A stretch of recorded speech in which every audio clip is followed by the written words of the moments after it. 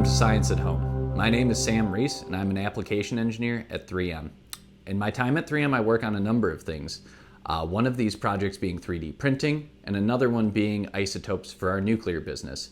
And today, we're going to actually trudge a little bit deeper back into my memory banks and talk a little bit about magnetism.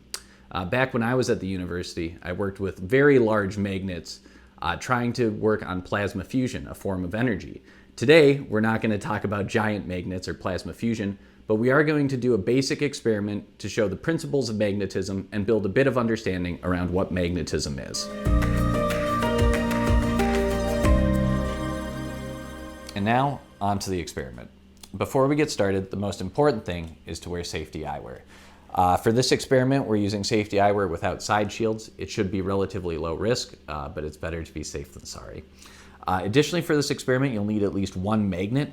We have quite the collection here: star-shaped magnets, bar-shaped magnets, magnet encased in a bit of plastic even due to it being quite strong, but you'll need at least one magnet to test your samples with.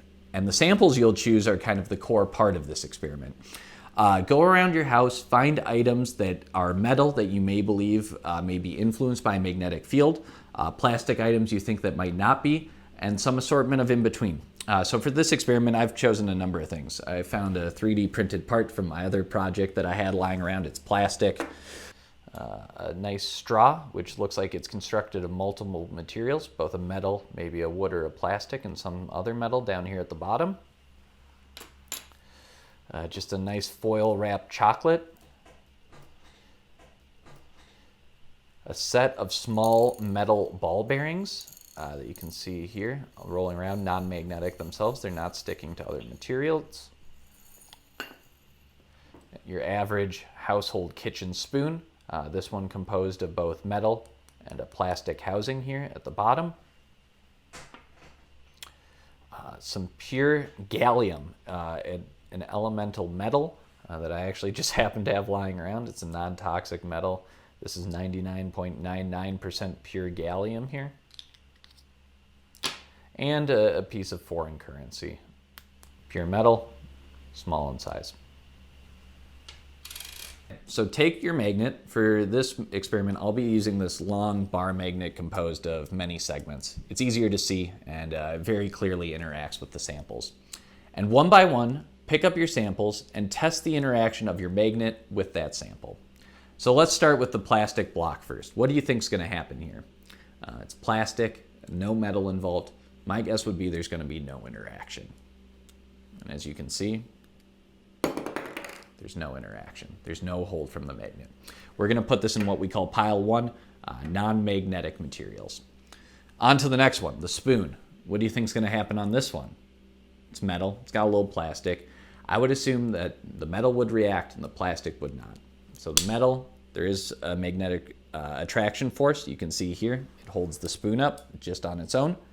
But as you go to the plastic, there's less of an attraction force. I can still feel something because there's probably metal under that plastic, but the plastic itself is non-magnetic.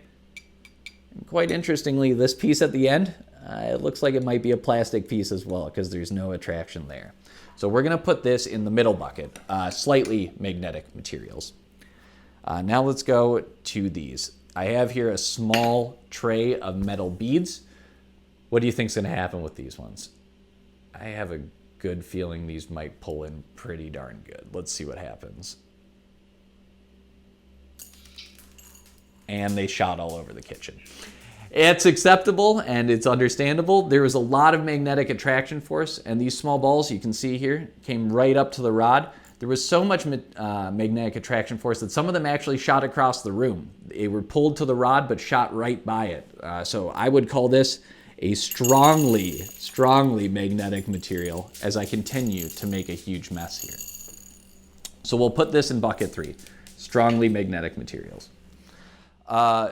Moving on, let's take this piece of currency. Metal, yes, probably magnetic. I would think so.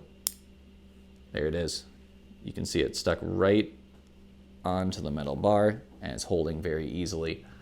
We'll put this along with the balls in very magnetic materials.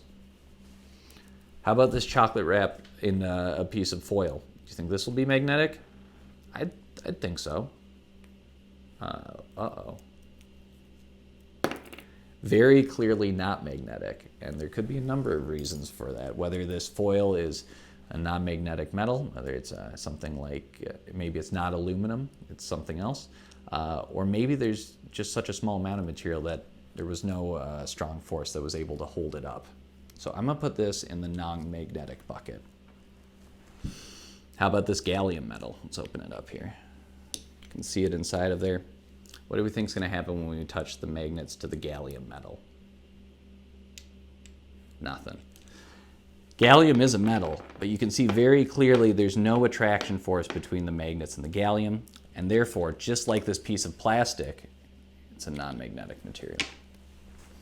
Finally, this straw, let's take a look. It's metal with some wood on it. I would guess there's going to be some attraction force. It looks like on this piece of metal, very weak attraction, hard to even feel it. On the wood, of course, none. Oh, but look at that. This piece must be made from two different pieces of metal, one having a stronger magnetic attraction, this coiled piece at the bottom, than the overall straw itself. So I'm going to put this right in the middle ground. So we've taken these materials and these pieces from around our house and we've judged them based on their attraction to a magnet.